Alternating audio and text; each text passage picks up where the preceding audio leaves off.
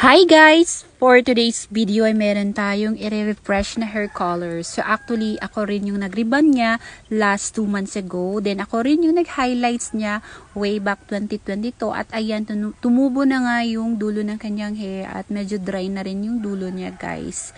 So yung gagawin natin dyan para hindi mag-dry yung dulo niya ay maglalagay muna tayo nitong Balancer by Wars Hair Product. So nilagyan muna natin yung dulo niya ng balancer para pag nag-bleach tayo ulit ay hindi masira lalo yung dulo niya guys. Dahil nga diba dry na rin yung dulo niya.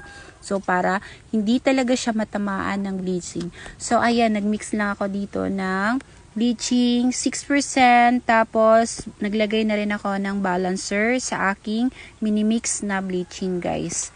So manood kayo hanggang sa dulo ng video na to para makita nyo yung outcome. So ayan, nag-start ako dito umpisa sa kanyang left side areas, dito sa fringe area niya guys. Then max coverage weaving lang ako dito. So ayan, nag-a-apply na nga tayo at gumamit rin ako ng foam sheets para makulob natin yung bini-bleach natin or yung wini-weave natin na hair ni Ma'am J-Lo. So after that ay ikukulob na natin, and then within 45 minutes nakita ko na nga nag level 8 at 7 na nga yung kanyang hair. So yung atake namin dito guys ay milk tea blonde na may pagka-ash. So yan yung gusto kasi ni ma'am. Tapos hindi siya as in lahat-lahat ay talagang i-ash namin. So may parts lang siya na ash, tapos may parts din siya na brown. So ayan. So nagtising na naman ako. Tapos ito na nga, inopen ko na yung tinis ko kanina. So nauna na naluto yung aking tinis kanina guys, or winiv ko kanina. Then ito naman yung sa right side niya, naluto na rin siya. Dito naman yung pinakahuli. Then after that, ito na nga yung naging result na ating hinighlights kanina. So na-reach natin yung level 2, 7 ng kanyang hair or level 8 ng kanyang bleaching guys. So look at that, hindi man lang nag-brittle no, dahil yan sa ginawa nating pang-band protect sa hair ni Madam.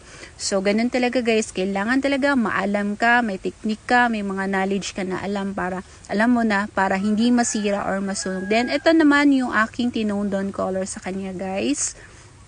Then after that ay binabad natin ito ng 45 minutes. Hindi na rin ako dito nag-shadow routings. Bali, full head talaga yung in-applyan ko ng hair color. So, ayan, dami ko na rin client. Nagsidatingan na rin sila. Bali, 4 ngayon yung mga major services na ginagawa ko. Sobrang busy ko talaga. And then, pinatuyo naman natin. So, yan talaga. May nakita ba kayong sunog dyan? So, yan ang patunay lamang na grabe ka-effective ang band protector natin na ginagamit na Balancer by Wars Hair Products. Look at that, hindi man lang brittle. So, pinatuyo na natin yan guys. Look at that. Talagang napaka-effective niya. And then, this is the final result ng aking ginawang hair. Sobrang ganda. Sobrang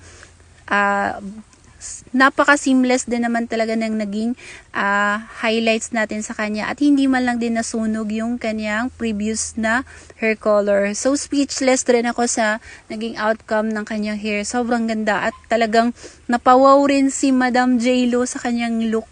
Na hala, hindi niya ine-expect na ganito yung look. Kasi yung expect niya is para maging blonde lang at mawala yung regrowth parts na niya itim. Pero di niya ine-expect na ganito daw kaganda yung resulta. Pati ako rin na-overwhelmed rin naman talaga ako sa naging outcome ng kanyang hair.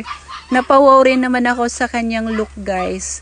At this is it. Ito na nga yung pinaka-outcome after natin Brazilian na ginawa sa kanyang hair. So, look at that. Sobrang shiny. Nag-blend na yung brown, yung ash blonde, tsaka iba't ibang klase ng kulay na no. So, ayan na po yung look ni ma'am. Sobrang ganda. At bumagay at pumuti siya. Talagang nag-glow up siya. Ang ingay ng aso namin. Ano ba yan? So, ayan na po yung naging look ni Ma'am J-Lo. Sobrang ganda na talaga. Pati ako nagagandahan din. So, sana nagustuhan niyo ang video na to.